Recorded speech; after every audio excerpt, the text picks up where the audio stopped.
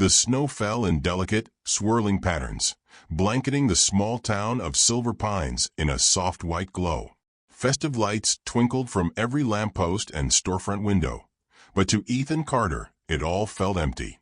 Standing by his frost-covered window, he sipped his lukewarm coffee and gazed out at the bustling streets below.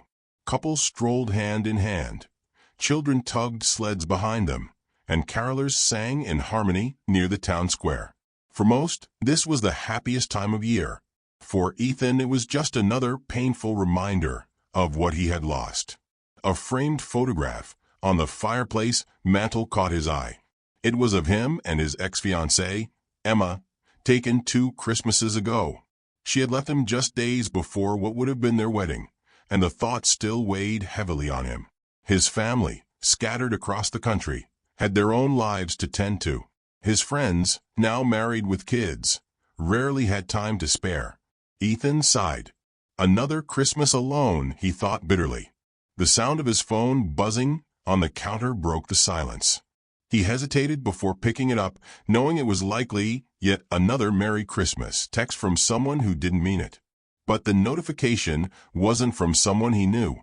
Looking for a companion this Christmas? The ad read. Curious, Ethan tapped the link. It led to a local community board where people had posted about wanting to spend Christmas with someone new. Total strangers hoping to escape loneliness during the holidays. It sounded absurd. Spending Christmas with a stranger? Who does that? But as he scrolled through the posts, one caught his eye. Hi, I'm Clara. I believe no one should spend Christmas alone. If you'd like to join me, we can make it a day to remember. No strings attached.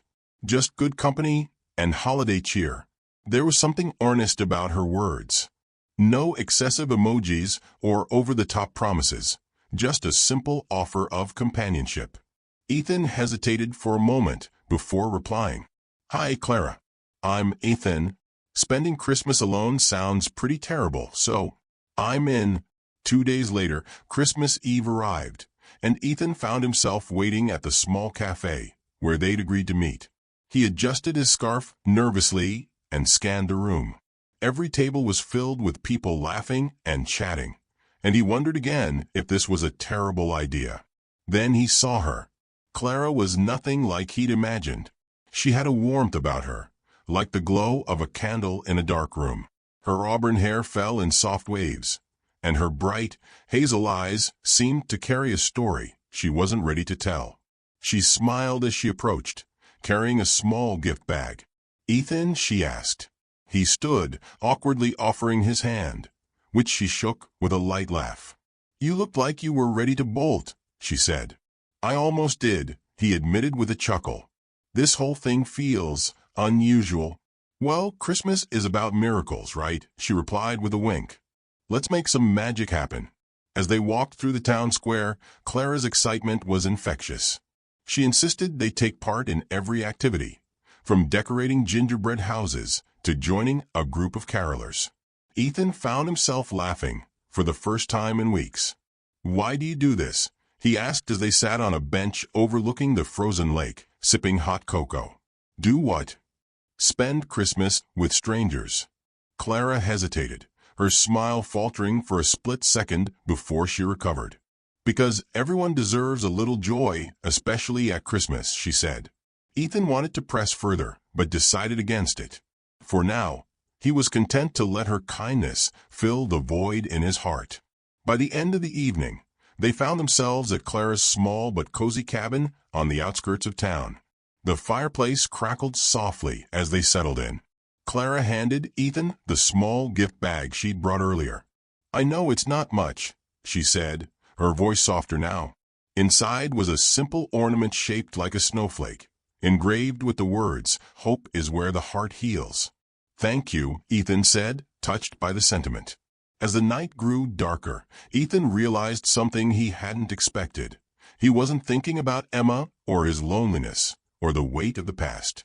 Clara's presence had brought him into the moment, and for the first time in years, Christmas didn't feel empty. But there was still something about her, something she wasn't saying. The morning sun broke through the frost-laden window panes of Clara's cabin, illuminating the tiny space adorned with simple yet charming Christmas decorations. The smell of freshly brewed coffee mingled with the crisp scent of pine from the small tree in the corner. Ethan, still wrapped in a borrowed blanket, stirred on the couch as Clara busily prepared breakfast in the kitchen. "You didn't have to go through all this trouble," he said groggily, sitting up. Clara glanced over her shoulder with a playful smirk. "Christmas is all about going overboard, Ethan. Besides, you're my guest. The least I can do is feed you." As they ate, the conversation turned light, peppered with laughter and the occasional thoughtful silence. But Ethan couldn't shake a nagging curiosity about Clara. She seemed too perfect. Effortlessly kind, endlessly patient, and always dodging questions that got too personal. "So," Ethan began cautiously, "how does someone like you end up spending Christmas with a complete stranger?" Clara looked down at her plate, her smile tightening slightly. "It's a long story," she said, not meeting his gaze. "But let's just say I like to make Christmas special, for others and for myself." Ethan raised an eyebrow. "That's vague." "It's all you're getting for now," she replied, her tone light but firm. "Now finish up. We've got a lot to do today." The day was a whirlwind of holiday activities. Clara had planned an itinerary so packed that Ethan barely had time to think. They visited the town's Christmas market, where Ethan marveled at the handmade ornaments, while Clara charmed every vendor they met. She insisted on buying a garishly bright Christmas sweater for him, laughing uncontrollably as he begrudgingly tried it on. They stopped by a local shelter, where Clara handed out small gift bags she'd prepared in advance. Ethan watched her interact with the residents, her genuine warmth shining through in every smile and every word of encouragement. He couldn't help but admire her. "Do you do this every year?" he asked as they walked back to the car. "Something like this," Clara said, her voice distant. "It's important to me."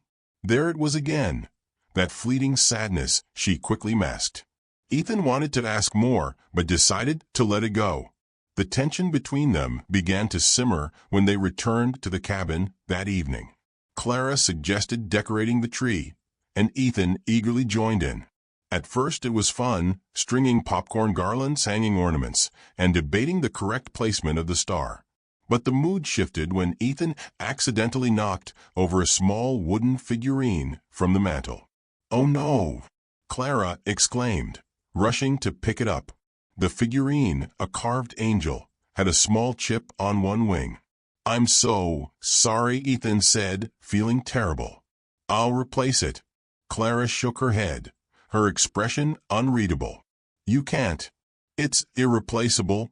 She placed the angel back on the mantel, her hands lingering on it for a moment. Ethan sensed there was a story behind the figurine, but he didn't press. Instead, he tried to lighten the mood. "Well, maybe I'll make up for it by putting the star on the tree. Deal?" Clara smiled, but it didn't quite reach her eyes. "Deal?" Later that night, as they sat by the fire sipping mulled wine, the conversation turned unexpectedly deep. "Do you ever think about what Christmas really means?" Clara asked, staring into the flames. "Family, I guess," Ethan replied. "Though I haven't had much of that in a while." Clara looked at him, her gaze soft. "It's more than that. It's about second chances. About believing in something bigger than yourself. Don't you think?" Ethan shrugged, unsure how to respond. "I guess I haven't thought about it that way." "Well, maybe you should," Clara said, her tone teasing but with an undercurrent of seriousness. "Christmas has a way of surprising you when you least expect it." The surprises started the next day. While Ethan was chopping firewood outside, a car pulled up to the cabin. A man in his late 50s stepped out, his face set in a hard expression. Ethan watched as Clara greeted him at the door, her demeanor unusually tense. The conversation was short, and the man left abruptly, leaving Clara visibly shaken. "Who was that?" Ethan asked when she came back inside. "Just someone I used to know," Clara said quickly, brushing past him. "It's nothing," but it didn't feel like nothing. Ethan couldn't ignore the way her hands trembled as she poured herself a glass of water. The tension escalated further when they ran into one of Clara's neighbors at the local grocery store.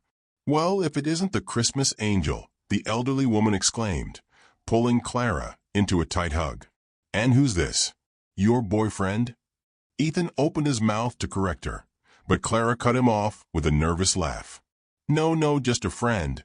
The woman looked unconvinced. "Well, I hope he knows how lucky he is. Not everyone gets to spend Christmas with someone as special as you." Clara flushed, avoiding Ethan's questioning gaze as they walked away. That evening, Ethan finally confronted her. "Clara, what's going on?" he asked, his voice firm but gentle. "I feel like there's so much you're not telling me." Clara hesitated, her expression conflicted. "Ethan, some things are better left unsaid." "Not when it's this obvious," he countered. "You've been amazing, but I can't help feeling like you're hiding something big. And honestly, it's starting to feel personal." Clara looked at him, her eyes glistening with unshed tears. "I promise I'll explain everything," she said quietly. "But not tonight." Ethan nodded reluctantly, sensing that pushing her further wouldn't help. But as he lay awake on the couch later, staring at the flickering shadows on the ceiling, he couldn't shake the feeling that the truth, whatever it was, would change everything. Christmas Eve arrived, blanketing the cabin in a serene quietness. Snow fell in gentle flakes, covering the world in a white stillness that felt almost sacred. Clara had been unusually quiet all day, her energy subdued as though weighed down by something Ethan couldn't see. The uneasiness that had been brewing between them came to a head when Ethan found her sitting alone in the small den, staring at the carved angel figurine on the mantel. She held it in her hands, tracing the chipped wing with her finger. "You know," Ethan said softly from the doorway, "I've spent the last few days trying to figure you out, and I still have no idea who you really are." Clara didn't turn around. "Sometimes not knowing is better." "That's not an answer," he said, stepping closer. "Clara, I don't care what it is, whatever you're hiding. I just want the truth." She turned to face him then, her expression a mix of sadness and resolve. "Are you sure you're ready for it? Because once you know, everything changes." Ethan nodded, his heart pounding. "I'm ready." Clara set the angel down carefully before gesturing for him to sit across from her.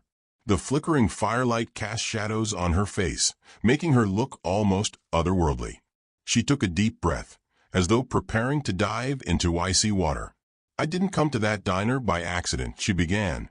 "I knew exactly who you were the moment I saw you, Ethan." Ethan frowned, confusion flashing across his face. "What do you mean? How could you know me? We've never met." Clara's hands tightened in her lap.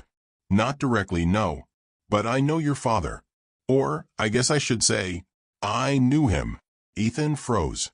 The mention of his father sent a jolt through him. His father, who had passed away years ago, had always been a complicated figure in his life. A man of contradictions, both loving and distant. "How do you know him?" Ethan asked, his voice barely above a whisper. Clara's gaze dropped to her hands. "I worked for him years ago before you were born. I was young, struggling to get by, and he gave me a job when no one else would. He was kind to me, but there were complications." "Complications?" Ethan repeated, his mind spinning. She nodded, tears welling in her eyes. "Ethan, your father and we were close. Closer than we should have been. And when I found out I was pregnant, her voice broke. He told me he couldn't be a part of it. He had a family, your family, and he wasn't willing to risk losing that." Ethan's world tilted. He stared at her, the weight of her words crashing over him. "Are you saying you're my—" Clara shook her head quickly. "No. I lost the baby not long after that. But your father, he changed after that. He carried so much guilt, even though he never said it out loud. And I left. I couldn't stay and watch him live a life I could never be a part of." The room felt stifling as Ethan tried to process what he'd just heard. "Why are you telling me this now?" Why did you come back? Clara's eyes met his, filled with a mixture of pain and hope. Because I wanted to make amends. Not with him, he's gone, but with you. I've spent my whole life running from my past, Ethan. And when I heard about what happened to your family, how you've been drifting ever since, I thought maybe, just maybe, I could give you something I never had. Ethan stood abruptly, pacing in front of the fireplace. This doesn't make any sense. You don't owe me anything, Clara. If anything, my father owed you. Clara rose to her feet, her voice steady but emotional. I'm not looking for forgiveness, Ethan. I just wanted to give you the Christmas you deserve, a Christmas where you don't feel alone, where you feel like you matter to someone. Because you do matter. Her words cut through him, leaving him raw and vulnerable. He turned to face her, his chest tight with a swirl of anger, sadness, and something he couldn't quite name. Do you have any idea what it feels like to hear this now? To know my father, who I thought I knew, had this whole other life? That he hurt you like that? Clara stepped closer, her eyes brimming with tears. I'm sorry, Ethan. I never wanted to hurt you. But I thought you deserved the truth. And I thought maybe if I could give you even a little bit of joy this Christmas, it might make up for some of the pain. The room was silent except for the crackling fire. Ethan felt like a storm was raging inside him. But when he looked at Clara, standing there, so vulnerable and honest, he couldn't bring himself to lash out. Instead, he sighed deeply and sank into the armchair. I don't know what to do with all of this. You don't have to do anything, Clara said softly. I just needed you to know. They sat in silence for a while, the weight of the revelation settling between them like a physical presence. Finally, Clara spoke again, her voice tentative. I'll leave tomorrow if you want me to, but I hope you let me stay, just for Christmas. Ethan looked at her, and for the first time, he saw not just the stranger who had walked into his life, but a woman who had carried her own burdens, her own grief, and who had still chosen to give what little she had to someone else. Stay, he said quietly, but only if you promise me one thing. What's that? She asked, her voice barely audible. No more secrets. Clara nodded, a single tear slipping down her cheek. No more secrets. As the clock struck midnight, they stood by the window, watching the snow fall under the light of the moon.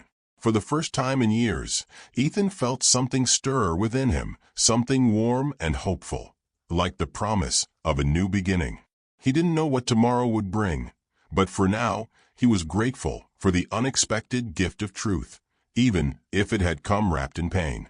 The morning light crept through the frosted windows, soft and golden, signaling Christmas Day.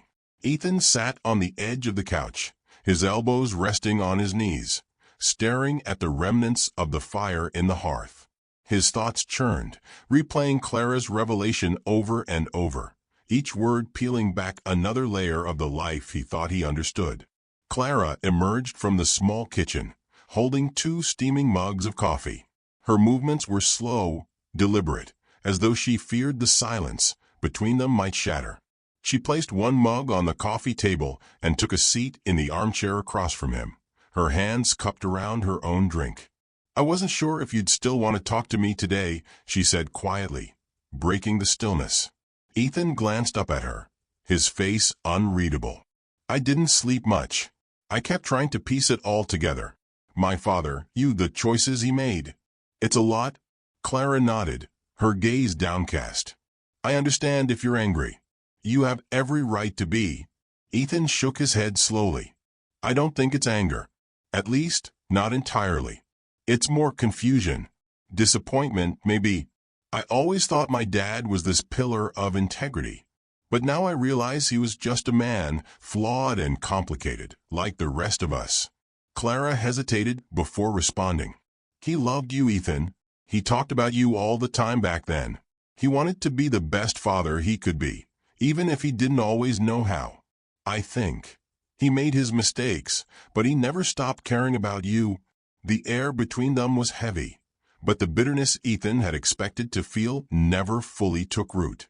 Instead, he felt something softer, an ache for the father he'd lost and for the woman sitting before him, who had carried her own burdens quietly for so long. "I've spent years feeling disconnected," Ethan admitted. "From my family, my friends, even myself. I thought Christmas would just be another reminder of how empty my life has become. But then you showed up." Clara's lips twitched into a faint smile. "And complicated everything?" He chuckled, a sound that surprised them both. "Yeah, you could say that. But in a strange way, you've also reminded me of what I've been missing. Connection. Honesty. The courage to face the truth, no matter how messy it is." They lapsed into a comfortable silence, sipping their coffee as the snow outside sparkled under the morning sun. As the day unfolded, their bond began to shift. The tension that had filled the cabin the night before eased, replaced by a tentative sense of understanding. They spent the morning decorating the small Christmas tree Ethan had reluctantly purchased weeks ago, but never bothered to put up. Clara's laughter echoed through the room as she draped tinsel haphazardly over the branches, making a playful mess of the ornaments. Ethan couldn't help but join in, their shared laughter feeling like a balm for his wounded heart. Later, while preparing a simple Christmas lunch together, Ethan paused to watch Clara as she chopped vegetables. She moved with a quiet grace, her expression serene yet tinged with a wistfulness he couldn't ignore. "You've been carrying this secret for so long," he said. "Does it feel any lighter now?" Clara looked up, meeting his gaze. "It does, actually, but only because you were willing to listen. I wasn't sure you would." Ethan leaned against the counter, folding his arms. "I'm glad you told me. It's not easy, but I think it's what I needed. To understand my dad better. To understand myself better." Her smile was soft, genuine.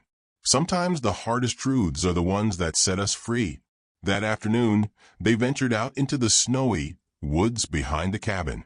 The crisp air was filled with the faint sound of birdsong, and the ground beneath their boots crunched with each step. They walked side by side, the silence between them now comfortable, almost companionable. As they reached a clearing, Clara turned to Ethan, her cheeks flushed from the cold. "Thank you for letting me stay," she said. "I wasn't sure if I'd made a mistake coming here, but now I feel like I found a little bit of peace."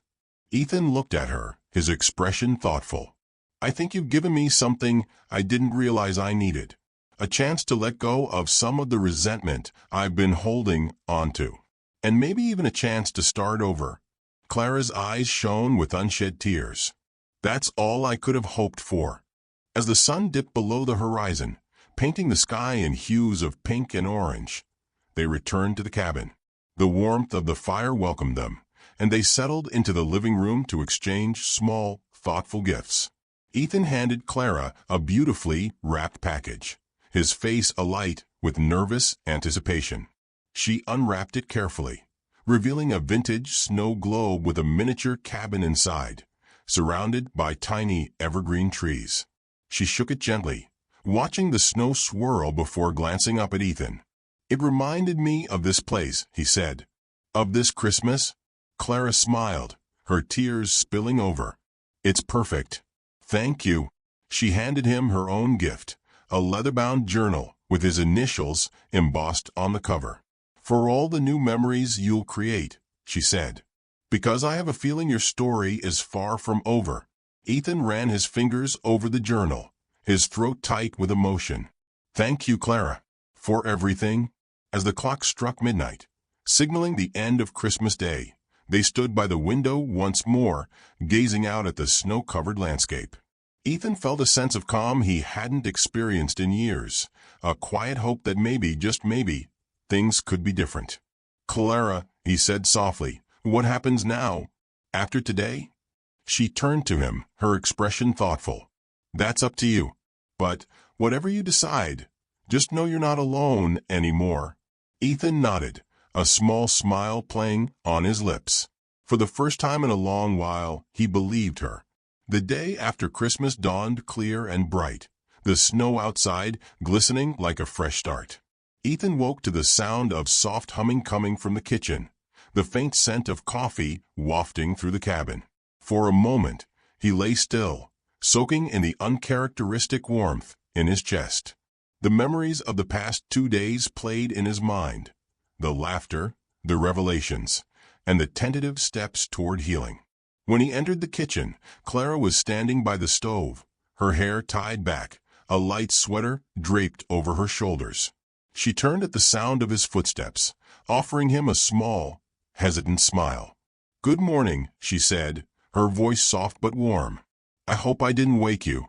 Ethan shook his head, pouring himself a cup of coffee. "You didn't. I'm not sure I've slept this peacefully in years." Clara looked relieved, though a trace of sadness lingered in her eyes. "I'm glad. Everyone deserves a peaceful Christmas." As they sat at the kitchen table, Ethan studied her. There was something different about Clara now.